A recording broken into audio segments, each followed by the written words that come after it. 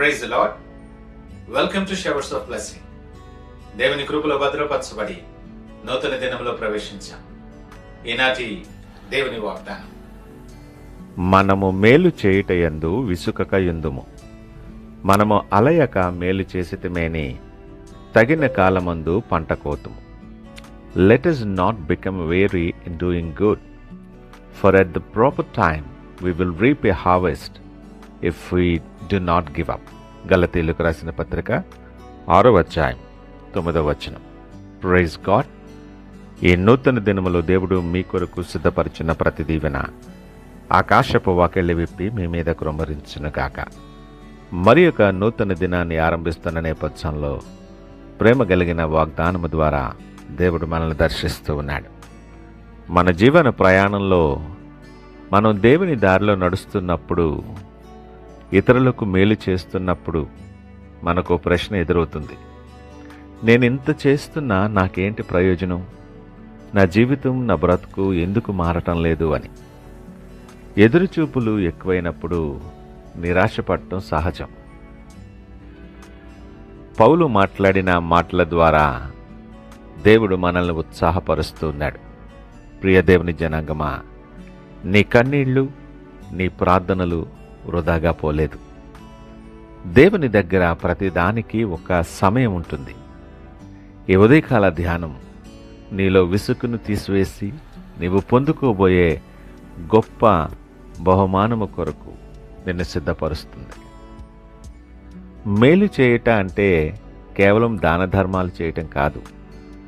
దేవుని చిత్త ప్రకారం జీవించటం, ప్రార్థించటం, నీ పరిశుద్ధతను కాపాడుకోవటం. ఇది ఒక విత్తనం వేయడం వంటిది. విసుకక యుందుము అనే మాటను మనం ఎలా అర్థం చేసుకోవాలి అంటే, ఒక రైతు విత్తనం వేసిన మరుసటి రోజే కోత కోయలేడు కదా. అది మొలకెత్తటానికి సమయం పడుతుంది. ఆత్మీయ జీవితంలో కూడా మనం వేసే ప్రతి ప్రార్థన విత్తనం వంటిది. నువ్వు విసుగు చెంది ప్రార్థన ఆపేస్తే రాబోయే పంటను నువ్వు కోల్పోతావు. ఇది నీ సమయం కాదు, దేవుని సమయం. ఆయన ఎప్పుడు ఇవ్వాలో, ఎంత ఇవ్వాలో ఆయనకి తెలుసు. ఆయన ఇచ్చే ప్రతిఫలం ఎప్పుడూ ఆలస్యం కాదు, అది అత్యంత శ్రేష్టమైనదని గ్రహించు. ఈ వాక్యపు వెలుగులో ఒకసారి ఆత్మ పరిశీలన చేసుకుందాం. ఈరోజు నువ్వు ప్రార్థన చేయడం మానేశారేమో, దేవుని మీద నమ్మకం తగ్గిపోయిందేమో. నీ దేవుని కొరకు కేటాయించాల్సిన ఈ ఆత్మీయ సమయాన్ని లోకపు ఆందోళన కొరకు వాడుతూ నీ నిరీక్షణ కోల్పోతున్నావేమో. ఒకసారి పరీక్షించుకో. పశ్చాత్తాపం అంటే కేవలం పాపాలను ఒప్పుకోవడం మాత్రమే కాదు, దేవుని మీద నమ్మకము కోల్పోయిన నీ బలహీనతను కూడా ఒప్పుకోవడం. నీవు విసుగు చెంది వెనక్కి వెళితే ఇంతకాలం నువ్వు పడ్డ కష్టమంతా బూడిదలో పోసిన పన్నీరవుతుంది. ఈ శ్రమల దినాలలో ఒక్కసారి ఆగి ఆలోచన చెయ్యి. దేవుడు నీకిచ్చిన వాగ్దానం ఇంకా నెరవేరలేదా? అయితే విత్తనం ఇంకా భూమి లోపలే ఉంది. అది త్వరలోనే పెద్ద వృక్షంగా కాబోతుంది. ఈ మాటలు వింటున్న ప్రియ దేవుని జనాంగమా, నువ్వెవరివైనా ఏ పరిస్థితుల్లో ఉన్నా దేవుడు నీతోనే మాట్లాడుతున్నాడు. గెత్సెమనే తోటలో యేసయ్య ఎంత వేదన పడ్డారు. ఆయన విసుగు చెంది ఉంటే మనకు నిజంగా రక్షణ వచ్చేదా? ఒకసారి ఆలోచించండి. ఆయన శిలువ శ్రమను సహించారు కాబట్టే పునరుద్ధాన మహిమను చూడగలిగారు. ఈ 40 దినాలు నీవు నీ ఆత్మీయ శక్తిని మరలా కూడగట్టుకోవాలి. నీవెప్పుడైతే మోకరిల్లి ప్రభా నాకు ఓపికనివ్వు అని ఆయనను అడుగుతావో అప్పుడు ఆయన నిన్ను నూతనపరుస్తాడు. నూతనపరచటానికి ఆయన సిద్ధమే, అడగటానికి నువ్వు సిద్ధమా? విసుగు అనేది అపవాది ఉపయోగించే ఆయుధం. విశ్వాసం అనేది దేవుని శక్తి. ఈరోజే నీవు నీ నిరాశను వదిలిపెడితే నువ్వు ఆశించిన దానికంటే 100 పంటను నువ్వు కోయగలవు.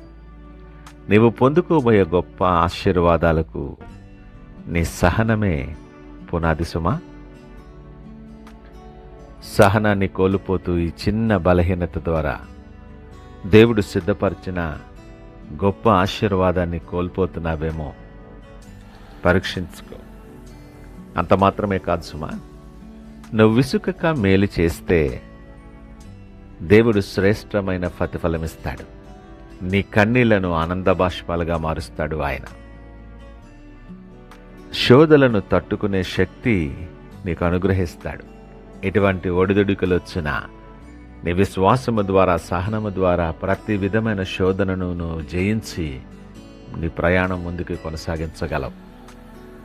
భూమి మీద మాత్రమే కాదు, పరలోకంలో కూడా నీకు కిరీటం సిద్ధంగా ఉంటుంది. నిత్యమైన మహిమ దేవుడు నీకు అనుగ్రహించబోతాడు. ప్రియదేవుని జనాంగమా, విత్తువాడు కన్నీళ్లతో విత్తినా కోయువాడు సంతోషగానంతో కోస్తాడు. నీ కోతకాలం దగ్గరవుతుంది. విసుగు చెందొద్దు. నువ్వెవరివైనా అలసిపోయి ఉన్నావేమో, అద్భుతం జరగలేదని కృంగిపోతున్నావేమో, ప్రభా నన్ను క్షమించు, నాకున్న అల్ప విశ్వాసాన్ని తీసేయి, నీ సమయము కొరకు నువ్వు అనుగ్రహించే దీవెనల కొరకు ఓపికగా కనిపెట్టే కృప నాకు ఇవ్వు అని ఆయన వైపు చూస్తూ విశ్వాసంతో ప్రార్థన చేయి. ఆయన దగ్గరికి వచ్చి వారిని ఎంత మాత్రమూ త్రోసివేయని దేవుడు. ఈ ఉదయకాలం దేవుడు నీతో సూటిగా మాట్లాడుతుంటుండగా ప్రార్థనతో ఈ నూతన దినాన్ని ఆరంభిద్దామా? ప్రార్థించుకుందాం. పరిశుద్ధుడు, ప్రేమ నమ్మకమైన మా యేసయ్య, స్తోత్రాలు, వందనాలు. ఈ ఉదయకాలం నీ వాక్యము ద్వారా మమ్మలను బలపరుచినందుకు నీకు వందనాలు తెలియచేస్తూ ఉన్నా. మేము మేలు చేయుటలో విసుగకుండా నీ వాగ్దానాల మీద నమ్మకం ఉండుచ్చులాగున మమ్మను నూతనపరచమని ప్రార్థన చేస్తున్నా.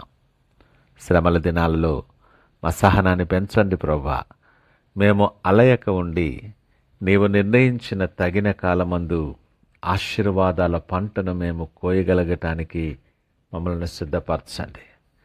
నాయన, మాలో ఉన్న ప్రతి బలహీనతను యేసు నామములో లయపరిచి మీకు సాక్ష్యంగా అనేక మందికి దీవెనకరముగా మమ్మలను సిద్ధపరిచి బలపరచమని సకల మహిమ, ఘనత, ప్రభావాలు మీకే ఆరోపిస్తూ యేసు పరిశుద్ధ నామములో ప్రార్థిస్తున్నాం తండ్రి. ఆమేన్. God bless you.